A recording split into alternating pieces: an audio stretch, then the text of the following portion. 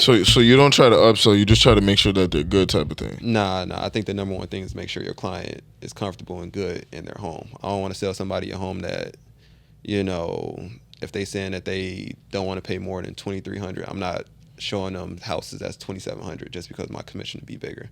Whatever you say you could afford, or whatever That's you real. come to me and say that you want to do, that's what we'll do.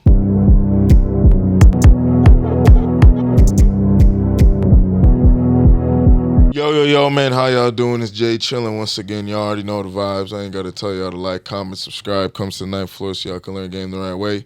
With my boy Jerome again today, man, and this is about to be the interview about how my man got started in the realtor business. Now, he's already gone over why he he hasn't gone over why he did it. That's what we got to get to today. So I'm going to go ahead and let my man go ahead and explain himself. Go ahead, man. I really got into it because of my mom and my family, kind of our situation. She got a home through Twin City Habitat for Humanity. They're a nonprofit that builds home for people that usually might not be able to afford to. So kind of watching her, get us into a home, get all my brothers, my sisters, us into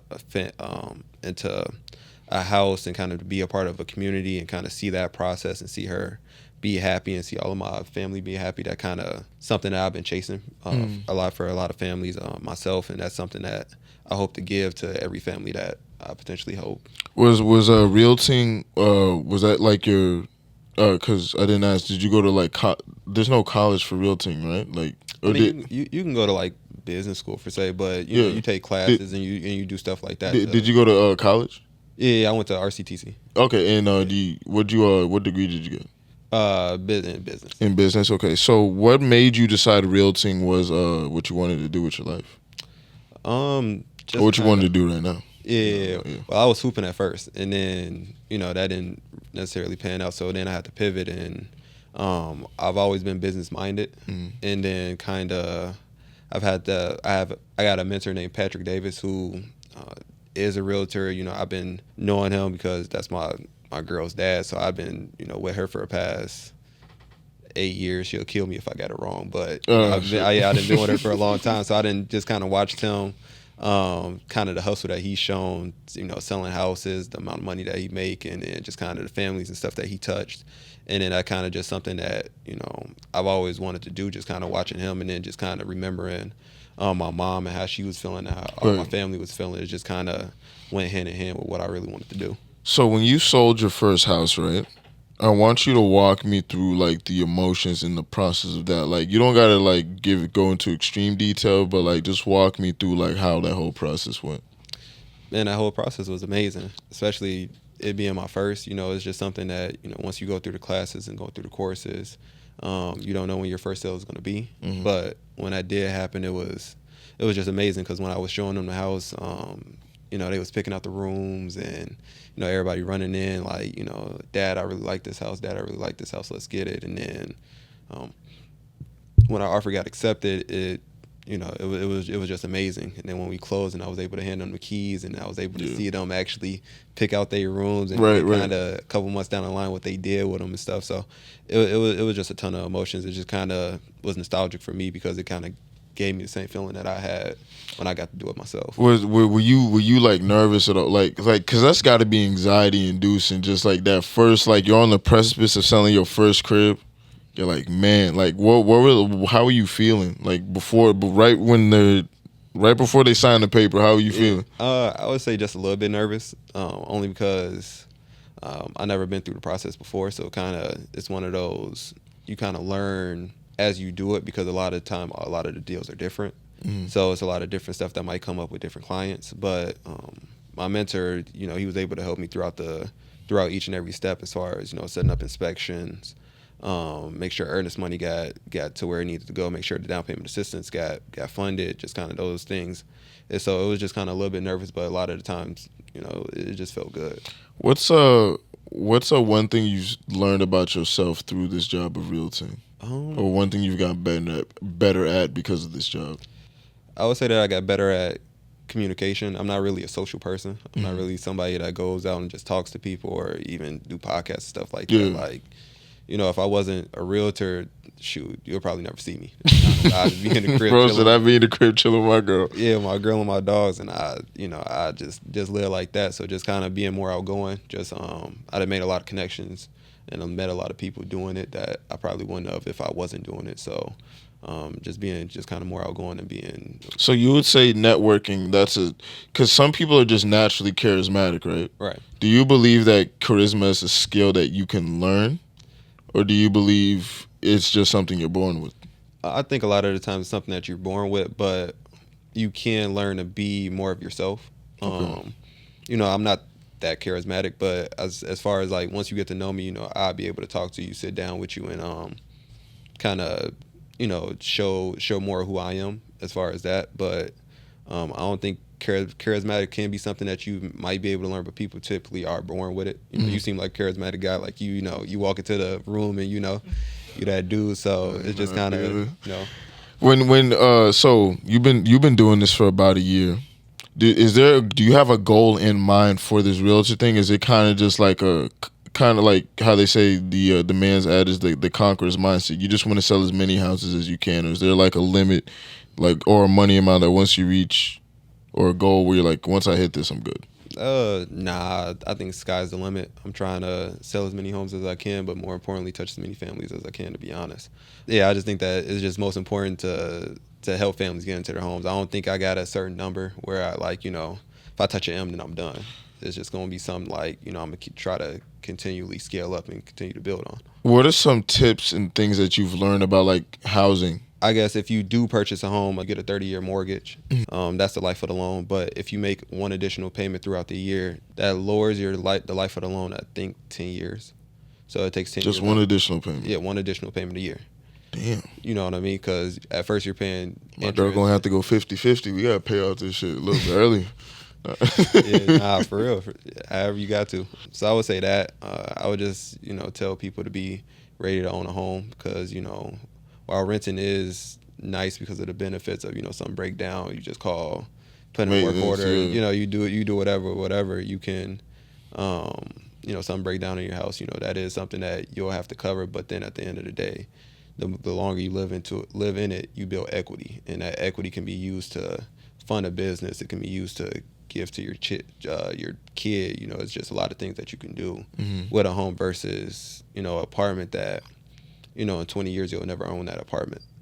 But in 20 years just you run. That, yeah, they could just kick you out whenever they feel like. You know what I mean? What they could raise your rent. They could do this. They could do that. But they've been raising rents crazy. So like the with the mortgage is static. It never changes. Yeah. So the only thing that changes with it is property taxes. But that shouldn't fluctuate too much. So it's not like you paying $1,200 one month, and then the next month you might pay $1,600 or something like that.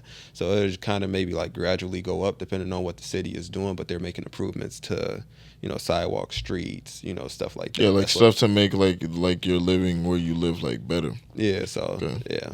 And then what else?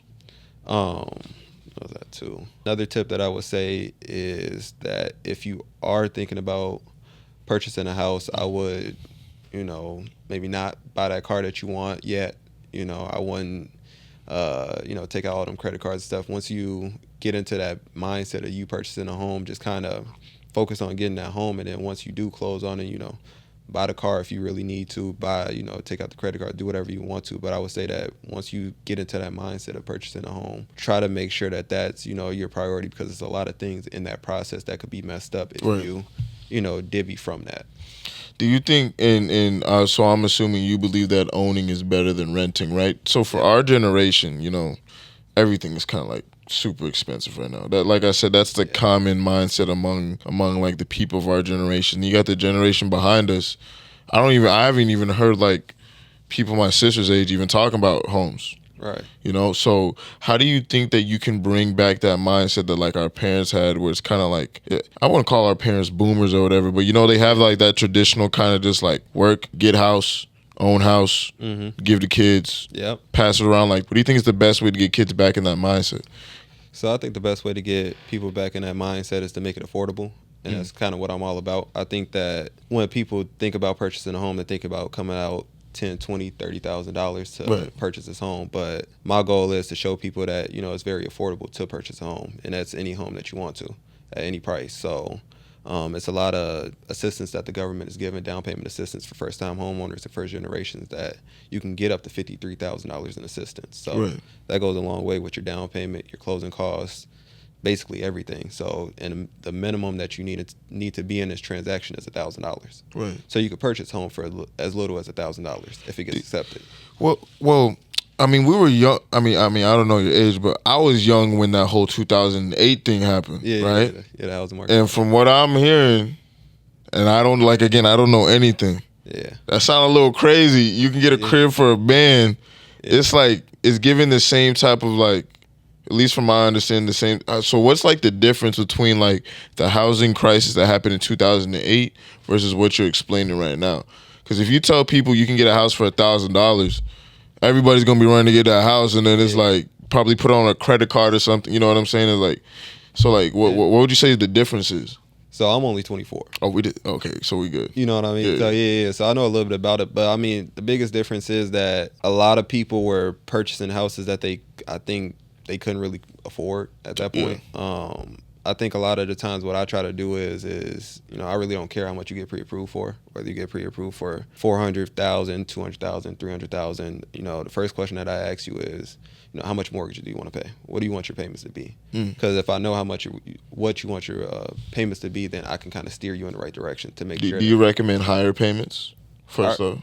I recommend, like, if I'm making I can't buy a crib with 50 bands. If I'm making You can buy it. I didn't have to buy a crib. Yeah, I got.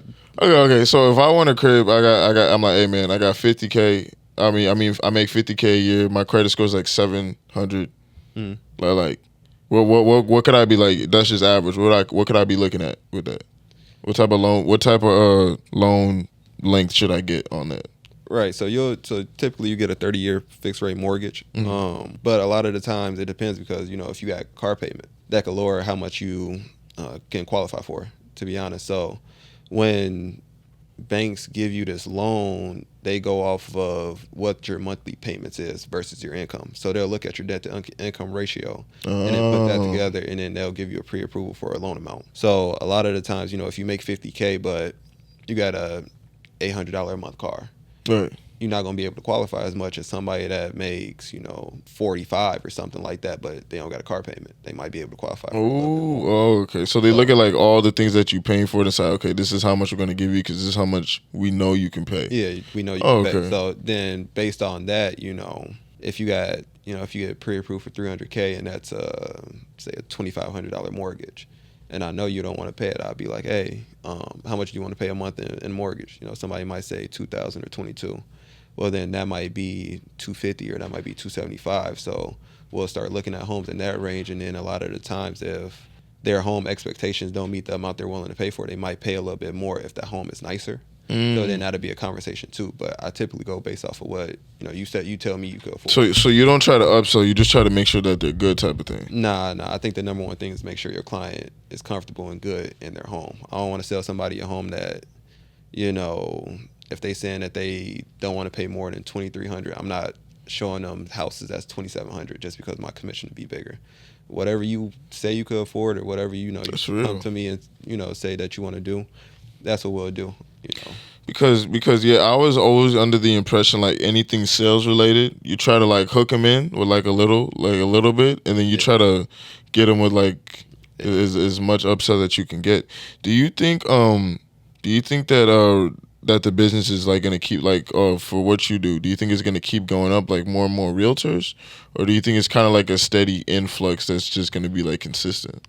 I think right now it's a steady influx, just because a lot of realtors do come into the game and then they leave because their first year sales or the second year sales isn't what they thought it was going to be. And then they can't support their family, can't support whatever they got going on, because they might have left their full-time position to become a realtor, but they didn't kind of understand that you got to build up clientele to it's like a persistence type of thing, right? Yeah. You just got to keep going through the motions with it. Jerome, so what separates you from the other realtors, man? Why do you think people should come to you to buy a house from? Like, what makes you different? Now, I think what makes me different is that I'm gonna get you the best deal on it that keeps the most money in your pocket. I think that's my number one priority, is to make sure that you don't come out, $10,000 to purchase this home. I want to make sure that you come out, if you can, like my last client, 2,000. I had another client that came out only $3,000 to purchase a new build townhouse in Shakopee. So you talking my language right now. yeah, you know what I mean. Brand talking my newly language. built, 350,000, bought it for $3K out of pocket total. They got a check back at closing too for $300, so it was 2,700. But shit, I think my number one priority is to make sure that you find a house that you love and you're really comfortable with, while saving the most money as possible. And that'll always be my priority, to make sure I'm within your budget as far as what you can come out of pocket and what you can pay a month. and that's respectable because, like I said, especially right now with everybody trying to like stretch their dollar the most they can, like that's a respectable attribute to have. Because like I said, from the stereotype I've heard from realtors that they're very just like trying to get as much as they can. So it's very respectable, man, that you're just trying to make sure that everybody's straight. Is there do you own? I got two more questions for you, right? All right, man. Here, the first one is: do you own a home, or when do you plan to get a home for yourself? So right now I don't own a home, which I know it's kind of crazy for me being a realtor, but I got a plan. I want to buy a duplex, and I want to live in that duplex, and then be able to rent out all the units. So I want to kind of do this hack that I'm kind of saving up to build for, just because I know that when I buy the duplex, I'm gonna be taking care of three other tenants. So when they stuff break down, it's gonna be on me to fix. So you're basically gonna like I think so you're basically gonna like own a building, put tenants in there, and then make the money off the tenants to pay for where you living. Yeah. So yeah, same thing my grandma told me to do. Yeah, you know what I mean. Smart as hell. Yeah, I'm gonna try to do it with a fourplex, and then live in there for a year, and then move out, and then just kind of do a house hack and just keep on building up my real estate portfolio. So that's kind of what I want to do right now. So I don't really want to do the traditional home where I live in there 5, 6, 7 years, just because I know I want to do rentals. Okay. So, and then my final question, man, is for the people that don't necessarily want to get into like the realtor side of things, they want to get into real estate, right? What would you recommend? How does somebody like get into that? Like, let's say you got like a kid fresh out of college. He saved up about like, let's be reasonable, he got like 5, 7 bands. I don't know like how much it would take, but yeah. he got like 5 or 7 bands. He's like, I want to get my first rental property so I can start making money off that. Then I can start getting another. Like, what is needed? What do you think is needed on average for someone to get a rental property, to start making money off it, and then what's the next steps they should take once they get that first rental property? So I think starting off, a good credit score would be very helpful, just because a lot of the down payment assistance that I use, you need a 650 minimum to utilize it. For somebody that's fresh out of college, I would recommend that they, do what I just talked about, get either a fourplex or a duplex, live in one side, rent out the other side, get that rental income to help pay for your mortgage.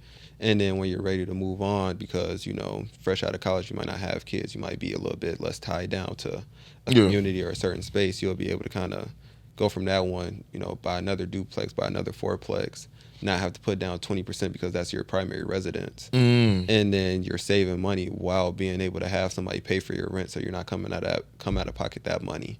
And then you're able to kind of build up that rental portfolio that way. And do you think they should do that in more do you think they should do more like in suburban areas where like there's families? Should they rent these places out to families, or like people kind of like them, like the single people just trying to find like a spot to live at? I think that you should rent it out to whoever you think could make for a quality tenant.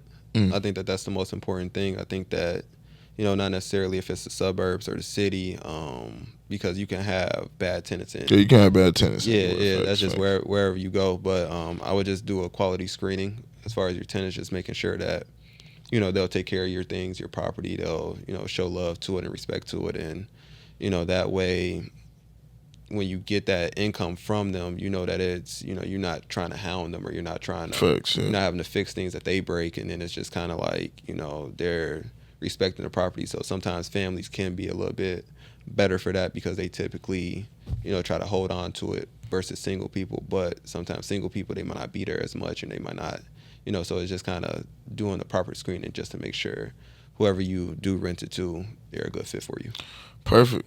Jerome, you'll put me on some game that, like I said, I heard that 2,000. I'm already thinking about which girl I'm going to knock up, have some kids, and put them out in the suburbs. Yo, man, thank you for coming on, man. It was great to have you. Yeah, once again, shout out to people. Let them know people where they can find you, how to get in contact with you, all that. Because someone out there needs a house. So go ahead and let people know, man. So you can follow me at Jerome Cunningham, Realtor on Instagram. You can hit up my number at 612-404-9114. Text me, call me, just let me know what you're trying to do, and I'll be sure to help you. And that was another Ninth Floor exclusive interview, man. Great game, bro. Jerome was a perfect guest, man. Y'all make sure to tap in my boy if y'all need a crib or if y'all just want to learn more about the real estate game. He will gladly help y'all out, man. Peace out. Have a good night.